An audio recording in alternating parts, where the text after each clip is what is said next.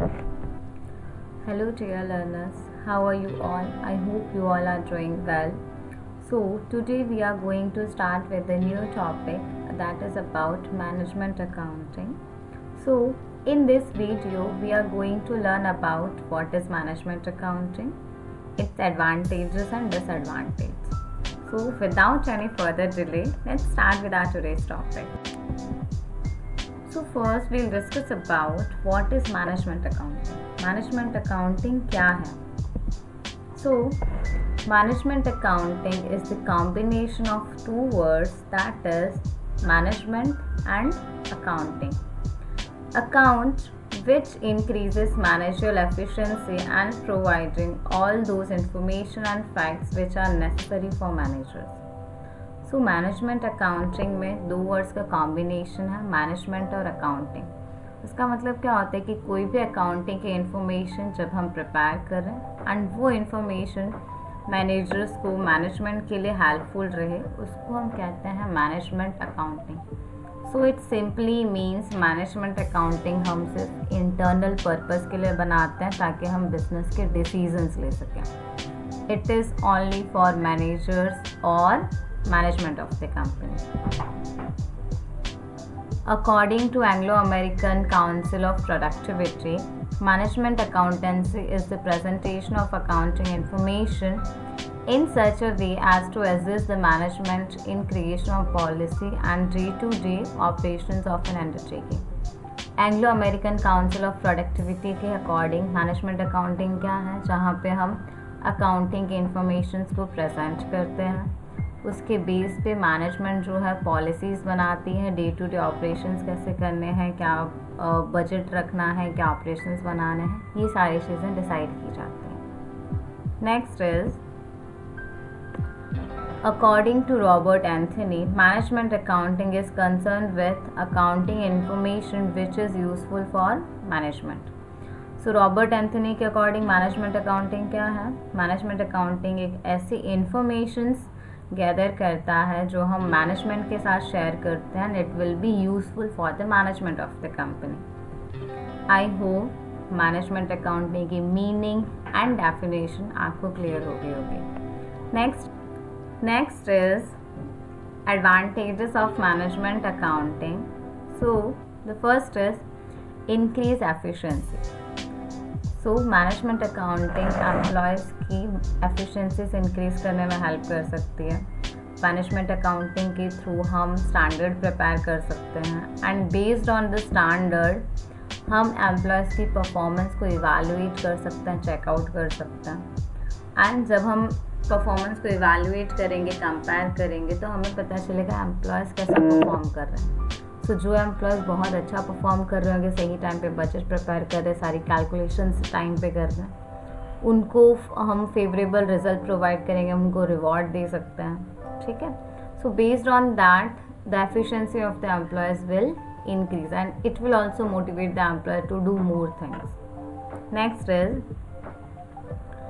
maximizing the profitability. So management accounting helps organization to increase profitability. तो based on the data of management, जो भी हमारे पास data रहेगा, चाहे वो रेशियोज हो, कैश फ्लो हो या फिर कोई भी फाइनेंशियल स्टेटस हो, तो उसके बेस पे हम एक्चुअल डेटा एनालिसिस कर सकते हैं कि क्या डेटा हमारे पास है, कितना कॉस्ट हो रहा है, कितना हमारा एक्सपेंस हो सकता है। And based on that data हम प्रॉपरली चीज़ें प्लान आउट करेंगे कि कॉस्ट एनी हाउ रिड्यूस हो सके और आपकी फर्म का प्रॉफिट बढ़ सके, सेल्स इंक्रीज हो सके। Okay, next is simplify the financial statement. So financial statement को मैनेजमेंट अकाउंटिंग सिंप्लीफाई कर देता है, दैट मीन्स ईजी बना देता है। ठीक है, सो फाइनेंशियल स्टेटमेंट मतलब आपकी कंपनी की बैलेंस शीट और profit and loss statement. So management accounting आपके फाइनेंशियल स्टेटमेंट को यूज़ करके अलग अलग रेशियोज कैलकुलेट कर सकते हैं with the help of management accounting. आप कैश फ्लो कैलकुलेट कर सकते हो, देन आप बजट प्रिपेयर कर सकते हो, cash budget, flexible budget, sales budget, production budget. So आपका जो फाइनेंशियल डेटा था, बैलेंस शीट और प्रॉफिट एंड लॉस अकाउंट, उसको हमने बहुत सारी कैटेगरीज में डिवाइड कर दिया and it will be easy for the company as well as employees. Next is control of business cash flow. Business के कैश फ्लो पे हम कंट्रोल रख सकते हैं। Cash flow is the combination of two words, cash inflow और cash outflow. तो cash inflow मतलब होता है बिजनेस में कितना कैश आ रहा है, इन हो रहा है, ठीक है। कैश आउटफ्लो मतलब होता है बिजनेस में से कितना कैश जा रहा है। तो मैक्सिमम सभी कंपनीज का ट्राई होता है कि कैश आउटफ्लो को कम किया जाए और इनफ्लो को बढ़ाया जाए। तो मैनेजमेंट अकाउंटिंग के थ्रू हमें पता चलता है कि कौन सी एक्टिविटीज़ में कितना खर्चा हो रहा है, कितने की हम प्रॉपर्टीज़ ले रहे हैं, कितना बिजनेस में कैश आ रहा है, बिजनेस में से कितना कैश जा रहा है। ईच एंड एवरीथिंग आपके पास डिटेल रहेगी, बहुत सारे रेशियोज आपके पास रहेंगे, आपके पास पूरा कैश फ्लो स्टेटमेंट रहेगा जहाँ से आपको पता चलेगा बिजनेस में कितनी फर्म आया है, कितना कैश गया है, ठीक है। तो अकॉर्डिंगली आप प्लान आउट कर सकते हो कि कहाँ पे आपको कैश की ज़रूरत है, कहाँ पे आपको पे करने की ज़रूरत है, कहाँ पे पे करने की ज़रूरत नहीं है। So based on management accounting आपका जो कैश फ्लो है उसको आप कंट्रोल कर सकते हो। Next is motivate employees. So management accounting employees और मैनेजर्स को मोटिवेट करेंगे बिकॉज मैनेजमेंट अकाउंटिंग के थ्रू एम्प्लॉयज़ बहुत सारे रेशियोज़ वगैरह कैलकुलेट करते हैं, तो उसके बेस पे हम उनकी परफॉर्मेंस चेक कर सकते हैं कि कौन से एम्प्लॉय सही से काम कर रहे हैं, कौन से एम्प्लॉयज़ जो हैं बजट टाइमली प्रिपेयर करके दे रहे हैं एंड उनका जो डेटा है दैट इज़ एक्यूरेट और नॉट। तो ये सारी चीज़ों के बेस पे हम एम्प्लॉयज़ की परफॉर्मेंस को मेज़र कर सकते हैं और जो एम्प्लॉयज़ बहुत अच्छा परफॉर्म करें उनको हम प्रमोशन दे सकते हैं या फिर कुछ रिवॉर्ड देंगे। तो ये सारी चीज़ें एम्प्लॉयज़ को मोटिवेट करेंगे ताकि वो और अच्छे से परफॉर्म कर पाएँ। Next is business critical decision. Critical decision that means a difficult kind of decision. तो बिज़नेस में जो भी डिसीज़न लेने हो, चाहे बिज़नेस में छोटे डिसीज़न लेने हो, नेशनल लेवल पे लेने हो या फिर ग्लोबल लेवल पे डिसीजंस लेने हो, ठीक है, वो सारे डिसीजंस लेने के लिए one of the most important thing आपके पास अकाउंटिंग इन्फॉर्मेशन होनी चाहिए। तो मैनेजमेंट अकाउंटिंग के थ्रू आपके पास अकाउंटिंग की सारी इन्फॉर्मेशन सिंप्लीफाई वे में रहेगी, ठीक है। आपके पास अलग अलग रेशियोज रहेंगे, कैश फ्लो रहेगा, आपके पास पूरा फाइनेंशियल स्टेटमेंट भी रेडी होगा। तो बेस्ड ऑन दैट डेटा आप एक अच्छा डिसीजन ले सकते हो जो आपके ऑर्गेनाइजेशन के लिए हेल्पफुल हो। Next is improve communication. So management accounting communication improve करने में हेल्प कर सकता है बिकॉज जब भी कंपनी मैनेजमेंट अकाउंटिंग फॉलो कर रही है that means it is following two way communication. Two way communication मतलब टॉप मैनेजमेंट के साथ कम्युनिकेशन भी होगा, at the same time lower level जो होगा उनके साथ भी कम्युनिकेशन होगा। तो लोअर लेवल एम्प्लॉयज़ या we can say middle level employees, ठीक है, तो वो लोग जो भी अकाउंटिंग की एक्टिविटीज़ परफॉर्म करेंगे वो सारी एक्टिविटीज़ जाएंगी मैनेजमेंट के पास and based on that data top management decision लेगी और डिसीजन को इम्प्लीमेंट कौन करेगा, मिडल लेवल वाले, लोअर लेवल वाले एक्चुअल में काम वही करने वाले हैं। तो उनको क्या रिस्पॉन्सिबिलिटीज असाइन की जाएंगी वो भी डिस्कशन किया जाएगा। तो लोअर लेवल का डेटा टॉप लेवल के पास जाएगा एंड टॉप लेवल के थ्रू इंस्ट्रक्शंस रिस्पॉन्सिबिलिटीज आएंगी लोअर लेवल के पास। So it will help to improve communication और we can say two way communication improve होता है। नेक्स्ट रेजेस प्रॉफिटेबिलिटी, ठीक है। So because of management accounting आपकी प्रॉफिटेबिलिटी कैसे इंक्रीज हो सकती है, आपके पास एक प्रॉपर डेटा रहेगा, आप एम्प्लॉयज़ को मेज़र कर सकते हो, आप अपनी कैपिटल को मेज़र कर सकते हो, मॉनेटरी अगर कुछ कंट्रोल लेके आना है, कैश फ्लो पे कुछ कंट्रोल रखना है, ये सारी चीज़ें भी आप डिसाइड कर सकते हो। कौन से प्रोडक्ट की डिमांड मार्केट में ज़्यादा है, कौन से प्रोडक्ट की डिमांड मार्केट में कम है, कैश इनफ्लो कितना हुआ है, कैश आउटफ्लो कितना हुआ है, ये सारा डेटा आपके पास मेंटेन रहेगा। तो बेस्ड ऑन दैट अगर आपको लगता है कहीं पे कुछ कंट्रोल करने की ज़रूरत है तो उस डेटा पे आप कंट्रोल भी कर सकते हो। Next is increase efficiency of the company. So management accounting will have to increase efficiency of the company.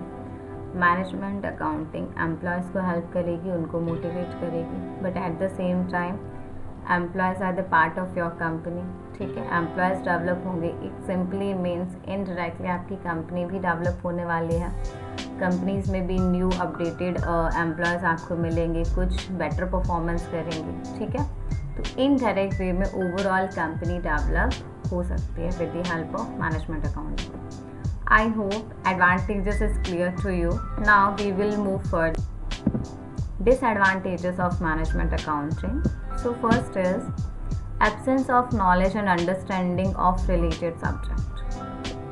So management accounting is not an easy subject, ठीक है, कि आपने it is not like a theory कि आपने theory एक बार पढ़ी और वो चीज़ें आपको समझ में आ जाएंगी। No, इट इज़ अकाउंटिंग, सो आपको उसको चीज़ें सीखनी पड़ेंगी, कैलकुलेट करना है, प्रॉपर अकाउंट्स मेंटेन करने पड़ेंगे, and you need a practice.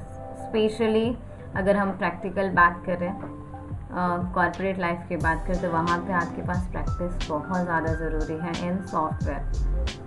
तो जिसको अकाउंटिंग की नॉलेज नहीं है, जिनको अकाउंट सब्जेक्ट्स के बारे में नहीं पता, तो specially for them it is a disadvantage, especially they don't know like what is accounting, what is management accounting, what are the ratios, cash inflow क्या होता है, cash outflow क्या होता है, ये सारी चीज़ें प्रॉब्लम्स क्रिएट कर सकते हैं उनके लिए। सो उनके लिए एक तरीके से डिसएडवांटेज है।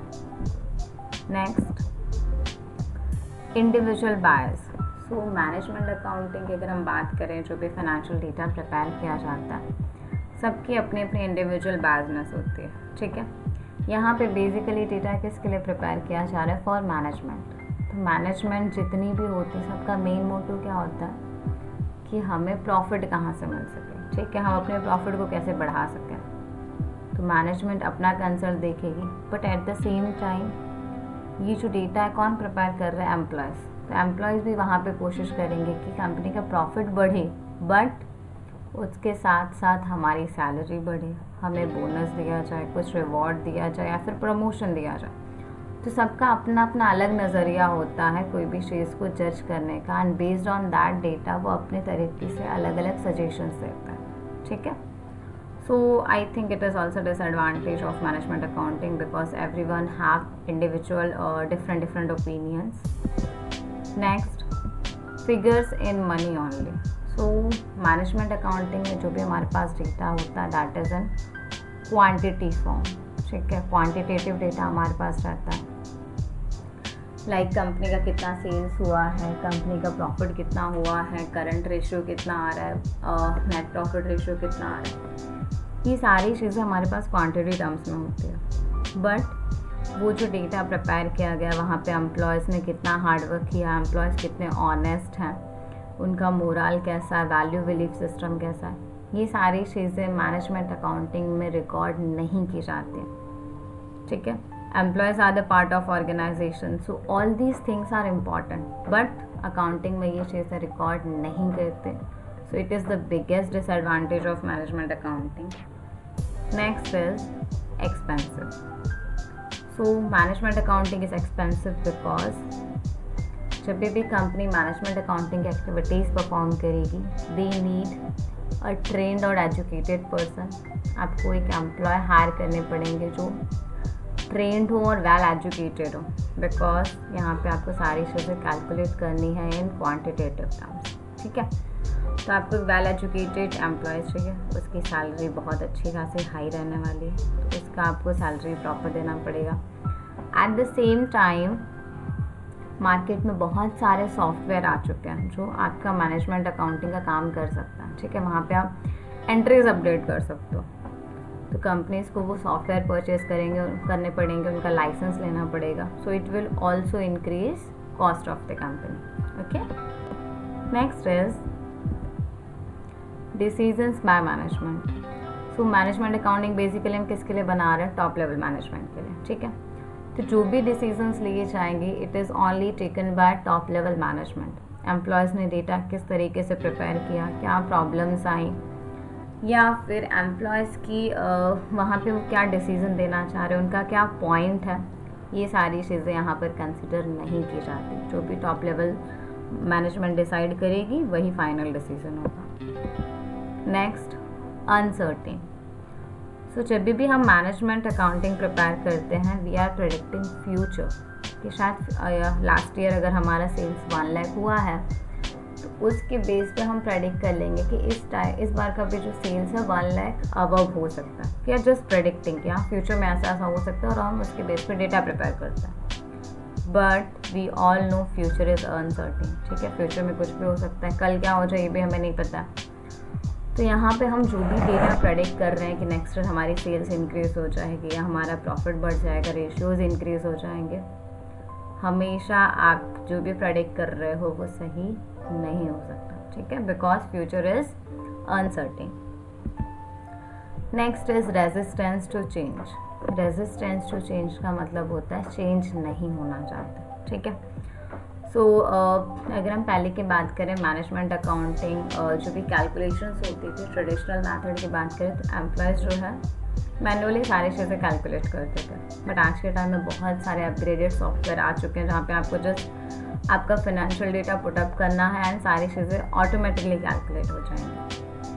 बट एम्प्लॉयज़ चेंज नहीं होना चाहते बिकॉज वो सॉफ्टवेयर उनको सीखना पड़ेगा एंड वो अपना कंफर्ट जोन नहीं छोड़ना चाहते। This is the biggest disadvantage, ठीक है। तो कंपनी अगर रेडी भी है कि हम नया सॉफ्टवेयर लेके आ जाएं, बट एम्प्लॉयज़ उसके लिए रेडी नहीं है, वो नई चीज़ नहीं सीखना चाहते, वो अपने कंफर्ट जोन से बाहर नहीं आना चाहते। तो वहाँ पर मैनेजमेंट के लिए भी प्रॉब्लम क्रिएट हो सकती है वाइल डूइंग मैनेजमेंट अकाउंटिंग, ठीक है। So I hope advantages disadvantages is clear to you. So thank you so much everyone for watching video till the end. If you have any doubt in any topic you can ask in the comment box. I'll surely reply. So thank you so much everyone for giving your precious time. Thank you, thanks a lot.